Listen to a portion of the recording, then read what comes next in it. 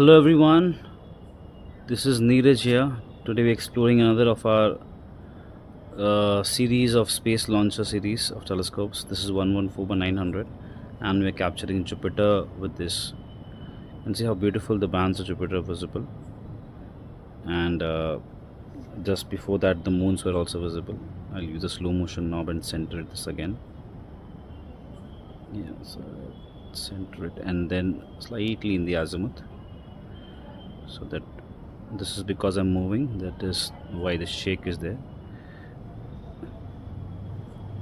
And we are at a very high zoom. I'm using a 4mm eyepiece.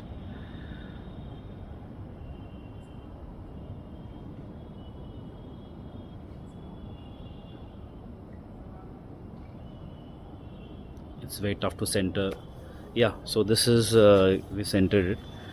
This is Jupiter with its bands from 114/900 all task telescope. We'll center it by using the slow motion knob.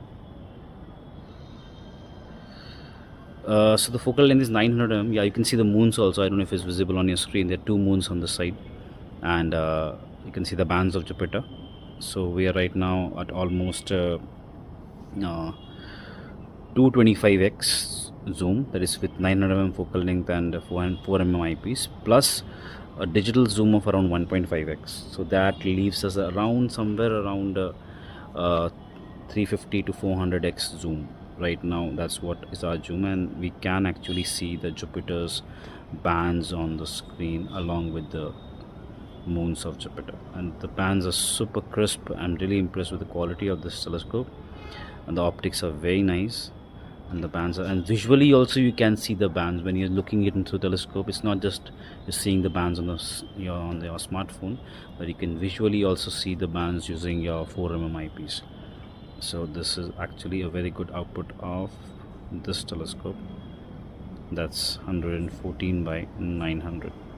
And this all is our manual adjustment that we are doing, and this is you have to do if you want to capture continuously your shots using the smartphone.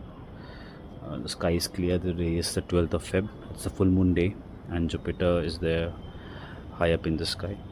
So we're shooting this from Chennai, and I'm using the smartphone adapter that comes along with the telescope. The cell phone I'm using is OnePlus 11 5G, and yes, this is a beautiful capture. The skies are quite clear, and Jupiter is actually promising great results to us, and the bands are super clear. This part of the Jupiter, I don't think so it has the GRS. If we do have the GRS, we would have spotted it, but I don't think so the GRS is there. Maybe it's there, I'm not very sure.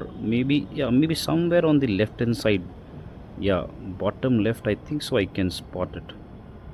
I'm not very sure, I have to check with that.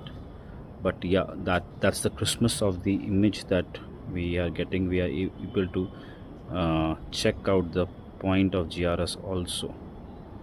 Maybe if it is centered properly, it would come better. So yeah, so that's the output we are expecting, and this is a very good 114 mm. There is 4.5 inch aperture, good light collection, and 900 mm focal length for a good magnification. So yeah, enjoy everyone. Wish you all clear skies. Do attempt your Jupiter, Saturn, and all the planets from your telescopes. Share results with us, and yet again wishing everyone a very clear skies. Happy stargazing.